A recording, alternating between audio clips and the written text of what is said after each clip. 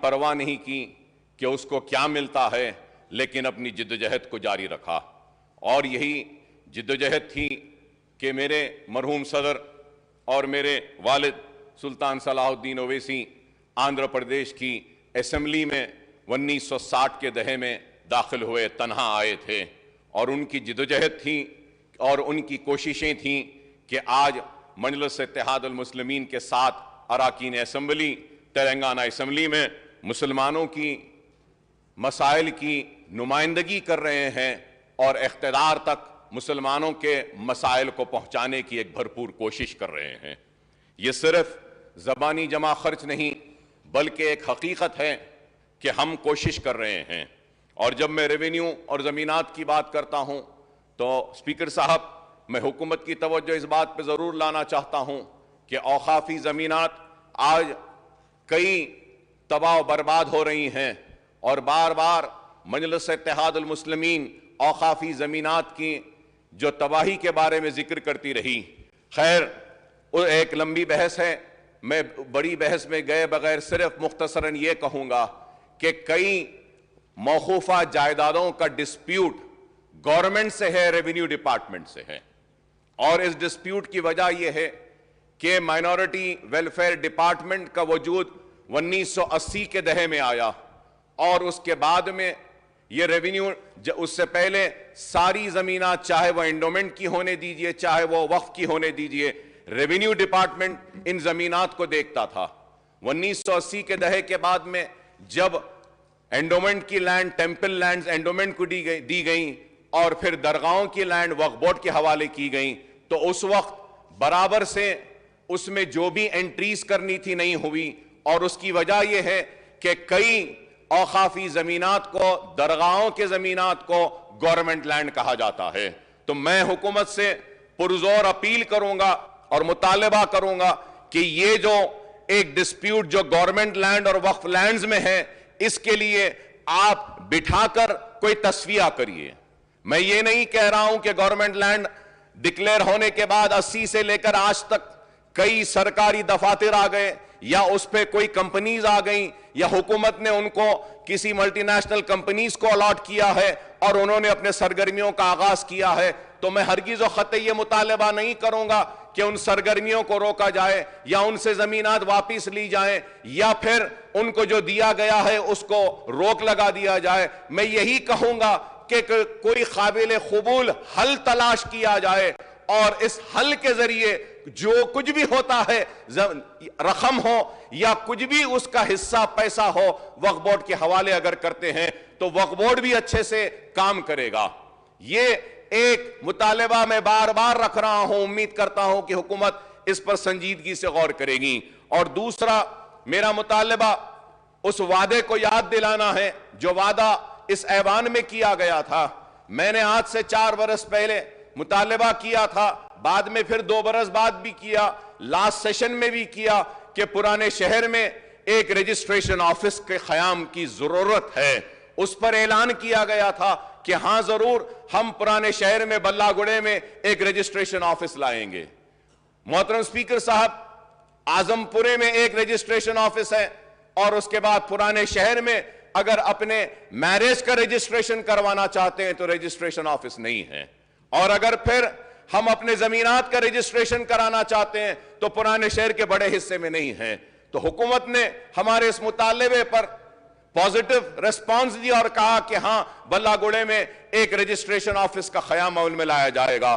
तो मैं उस वादे को याद दिलाते हुए फिर से दरख्वास्त करना चाहता हूं कि आप उस रजिस्ट्रेशन ऑफिस का क़याम अमल में लाइए। छोटी सी बात है हुकूमत के लिए, कोई बड़ी बात नहीं है। और मैं उसके साथ साथ रेवेन्यू के ताल्लुक से यह भी बात कहूंगा कि मैं KTR साहब का ममनून हूं, मशकूर हूं कि उन्होंने हमारे मुतालबे पर चीफ मिनिस्टर साहब से जब हमने नुमाइंदगी की थी तो चीफ मिनिस्टर साहब ने KTR साहब को जिम्मेदारी दी थी कि पुराने शहर में कब्रस्तानों की जमीन कम हो रही है।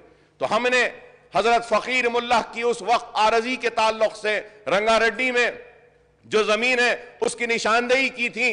तो फौरन चीफ मिनिस्टर साहब की हिदायत पर KT रामाराव साहब ने रंगारेड्डी कलेक्टर को बोलकर 33 एकड़ आराजी मुस्लिम मैयतों के तदफीन के लिए, कब्रस्तान के लिए वो जमीन दिला दी।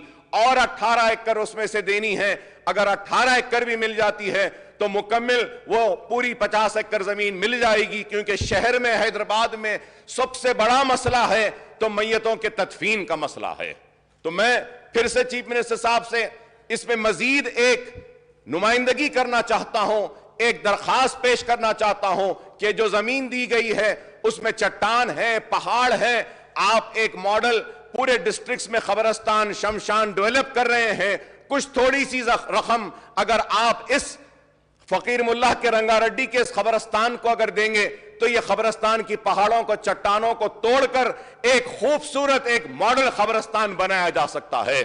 تو میں امید کروں گا کہ حکومت اس میرے مسئلے اٹھائے ہوئے مسئلے پر ضرور, یہ ریونیو ڈپارٹمنٹ کے اور رجسٹریشن ڈپارٹمنٹ کے اور اوقافی زمینات کے تعلق سے میں نے جو کہا ہے اس پر ضرور سنجیدگی کے ساتھ غور کرے گی. اور پھر میں آگے بڑھتے ہوئے محترم اسپیکر صاحب آپ کو ضرور یہ بات بتانا چاہتا ہوں کہ لوگ آج سوال کرتے ہیں کہ مجلس اتحاد المسلمین نے کیا کیا اور مجلس کی نمائندگی کے بعد مجلس نے کیا حاصل کیا.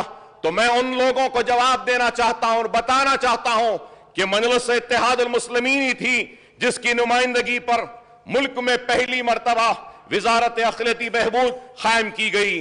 مجلس کی نمائندگی پر ملک میں پہلی مرتبہ اقلیتی بہبود کا علیحدہ بجٹ آندھرا پردیش میں بنایا گیا. مجلس ہی کی نمائندگی پر مائنارٹی فائنانس کارپوریشن کا قیام عمل میں لایا گیا. 1975 میں مجلس ہی کی نمائندگی پر اردو اکیڈمی کا قیام عمل میں لایا گیا. یہ اس بات سے کوئی انکار نہیں کرے گا کہ مجلس اتحاد المسلمین کی نمائندگی اور جدوجہد کا نتیجہ ہے کہ مسلمانوں کو 4% تحفظات فراہم ہوئے. مجلس اتحاد المسلمین ہی کی جدوجہد ہے. آنریبل اسپیکر سر, جب میں یہاں پہ کھڑے ہو کر اقلیتی بہبود کی اگر بات کرتا ہوں تو مجھے خوشی ہوتی ہے اس بات پر کہ میں 1999 میں پہلی مرتبہ ایوان میں داخل ہوا تھا, اور جب ایوان میں داخل ہوا تو اقلیتی بہبود مائنورٹیز کا بجٹ جو سپینڈ ہوتا تھا وہ سنگل ڈیجٹ میں تھا. چاہے تیلگو دیشم حکومت ہو یا کانگریس ہو تو سنگل ڈیجٹ میں تھا. لیکن ہم نے جدوجہد کی اور بار بار ایوان میں اٹھ کر اقلیتوں کے حق کی لڑائی لڑی, مسلمانوں کے واسطے لڑائی لڑی, اور اس کا نتیجہ کہ میں کہوں گا کہ میرے پاس پورے فگرز ہیں جس کے ذریعے میں بتا سکتا ہوں کہ میں M I M legislator party کا فلور لیڈر 2004 میں بنا, اور جب 2004 میں بنا تو اس وقت مائنورٹیز کا بجٹ صرف 36 کروڑ تھا. 36 کروڑ تھا, اور آج ہماری مسلسل جدوجہد کا نتیجہ کہ مائنورٹیز کا بجٹ ریاست تلنگانہ میں 2200 کروڑ تک پہنچ گیا. یہ ہماری جدوجہد ہے. اور اس کے ساتھ ساتھ میں کہوں گا کہ تلنگانہ ریاست کی بی آر ایس جو سابقہ میں ٹی آر ایس تھی, اس حکومت کی دیانتداری کی ایک نشانی ہے, ثبوت ہے کہ وہ مسلمانوں کی بھی ترقی و خوشحالی چاہتی ہے. اور یہ بھی ایک حقیقت ہے کہ مرکزی حکومت گورنمنٹ آف انڈیا اپنے بجٹ میں اقلیتوں کے بجٹ کو بڑھانے کے بجائے 40% کم کر دیتی ہے. ارے میں یہ کہنا چاہتا ہوں, مجھے جو لوگ اس آنکھ سے دیکھتے ہیں کہ میں مسلمان ہوں, تو میں ان سے کہنا چاہتا ہوں ہاں میں مسلمان ہوں, لیکن میں ہندوستانی ہوں, میں بھارت کا سٹیزن ہوں, میں انڈیا کا سٹیزن ہوں. اور کوئی بھی ملک, کوئی بھی ریاست, کوئی بھی شہر, کوئی بھی گاؤں, کوئی بھی ایک گلی یا کالونی اس وقت تک ترقی یافتہ نہیں کہلائی جا سکتی جب تک کہ اس ملک, اس ریاست میں رہنے بسنے والے ہر شہری کو ترقی کا حصے دار نہ بنایا جائے, ہر شہری کو خوشحالی میں شامل نہ کیا جائے, ہر شہری کو اپنی جان و مال کی حفاظت کی اطمینان نہ دیا جائے. آج اگر ایک طرف مرکزی حکومت اقلیتوں کا بجٹ کم کرتی ہے تو دوسری طرف آج اقلیتیں اپنے آپ کو اس ملک میں غیر محفوظ محسوس کرتے ہیں. نہیں معلوم کہ کب ان کو لوچ لیا جائے گا, نہیں معلوم کہ کب ان کو مارا جائے گا, نہیں معلوم کہ کب ان کو پیٹا جائے گا, نہیں معلوم کہ کب ان کے گھروں کو گرا دیا جائے گا بلڈوزروں کے ذریعے, نہیں معلوم کہ کب ان کی عزت و عصمت کو بازاروں میں نیلام کر دیا جائے گا. لیکن میں آج کہہ سکتا ہوں مجلس اتحاد المسلمین اور بی آر ایس اور چندر شیکھر راؤ صاحب جیسے چیف منسٹر کی وجہ سے مسلمان محفوظ ہے. اس کو فکر نہیں ہے, نہ اپنے گھر کی فکر ہے, نہ اپنے بچوں کے مستقبل کی فکر ہے. لا اینڈ آرڈر ہے ہمارے پاس. یہاں پہ حکومت ہو ایک نظر سے دیکھتی ہے, چاہے ہندو ہو, مسلمان ہو, سکھ ہو, عیسائی ہو. میں مسلمان لیڈر ہوں, مسلمانوں کے مسائل اٹھاتا ہوں, لیکن اس کا مطلب یہ نہیں ہے کہ میں میرے ہندو بھائیوں کے مسئلے کو نہیں اٹھاؤں گا. نہیں, مجلس اٹھاتی ہے, سب کے اٹھاتی ہے, ایس سیز کے مسئلے کو بھی اٹھاتی ہے. میں اس ایوان میں یاد دلانا چاہتا ہوں, ابھی مجھ سے پہلے نائک صاحب نے تقریر کی اور بنجارہ بھون کے تعلق سے کہا, آنریبل اسپیکر سر, میں سب سے پہلا آدمی تھا اس ایوان میں کھڑے ہو کر کہا کہ بنجارہ ہل ہے, بنجاروں کے نام پہ بنجارہ ہل میں بنجاروں کا بھی ایک بھون بننا چاہیے. مجلس نے کہا تھا. ارے ہم مجلس ہی ہے, چیف منسٹر صاحب پر جا کر ہم نے کہا کہ لال دروازے کی مندر کے لیے 20 کروڑ روپیہ دیجیے.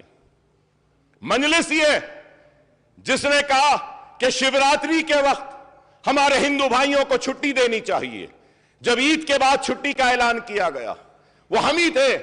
ہم کو یہ کہہ کر بدنام کیا جاتا ہے کہ ہم صرف مسلمانوں کی بات کرتے نہیں, ہم سب کی بات کرتے ہیں. ہم مسلمان کی بات اس لیے کرتے ہیں کیونکہ گوپال سنگھ کمیشن ہوندو, رنگناتھ مشرا کمیٹی ہوندو, کنڈو کمیٹی ہونے دو یا سچر کمیٹی ہونے دو, سب نے کہا کہ مسلمان پچھڑا ہوا ہے, پیچھے ہے, آخر ہے. ایک پبلک ریپریزنٹیٹیو کے حساب سے, ایک ایم ایل اے کی حیثیت سے میری ذمہ داری ہے کہ جو پیچھے ہے میں اس کو آگے لاؤں. اور جب مسلمان آگے آ جائے گا تو اگر کوئی پسماندہ طبقہ یا کوئی ہندو یا کوئی سکھ یا عیسائی پیچھے رہے گا تو اکبر الدین اویسی کی زبان ہے کہ اکبر الدین اویسی مسلمان کے لیے نہیں لڑے گا بلکہ وہ پیچھے آنے والے ہندو کے لیے لڑے گا, عیسائی کے لیے لڑے گا, سکھ کے لیے لڑے گا, ان کو آگے بڑھانے کے لیے. ہم یہ چاہتے ہیں, ہمارا یہ کام ہے. اور محترم اسپیکر صاحب, میں آپ کے ذریعے یہ بھی بات ضرور لانا چاہتا ہوں کہ آج 2200 کروڑ اقلیتوں کا بجٹ ہے اور سال 2022 اور 23 میں 1724.69 کا اعلان بجٹ ایسٹیمیٹ میں ہوا.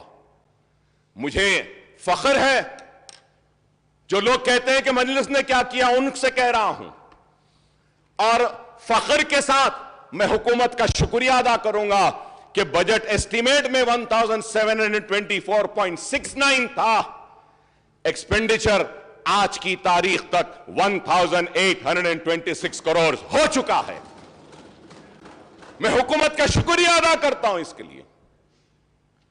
مجلس اتحاد المسلمین لڑتی ہے, جھگڑتی ہے, تو لڑیں گے تو کس سے لڑیں گے؟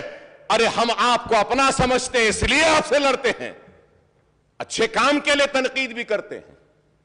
جب سے تلنگانہ تشکیل ہوا, سر آندھرا پردیش جب بنا تھا تو اس وقت 350 کروڑ کا مائنورٹیز کا بجٹ تھا. 2014 میں تلنگانہ کی تشکیل ہوئی سو 1030 سے اقلیتوں کے بجٹ کا آغاز ہوا. 1030. آپ بتائیے کہ 2004 میں کیا تھا؟ 2004 میں 34 کروڑ تھا, اور پھر 10 سال میں تلنگانہ کے تشکیل کے بعد 1030. 2015-16 میں 1160, 2016-17 میں 1200, 2017-18 میں 1226, 18-19 میں 1973, 19 اور 20 میں 1344, 20 اور 21 میں 1513 اور 21 اور 22 میں 1606 اور پھر اس سال اب تک جو خرچ ہوا 1826 اور آنے والے سال میں 2200 کروڑ. مجھے یقین ہے کہ 2200 بھی خرچ ہوگا. میں یہ بھی بتانا ضرور چاہوں گا کہ 2004 میں جب میں ایم فلور لیڈر بن کر آیا محترم اسپیکر صاحب, آپ کو سن کر حیرت ہوگی کہ ایس سی کو اسکالرشپ تھی, ایس ٹی کو اسکالرشپ تھی, بی سیز کو اسکالرشپ تھی. ایس سی ایس ٹی اور بی سیز کی اسکالرشپ 2000 روپے تھی.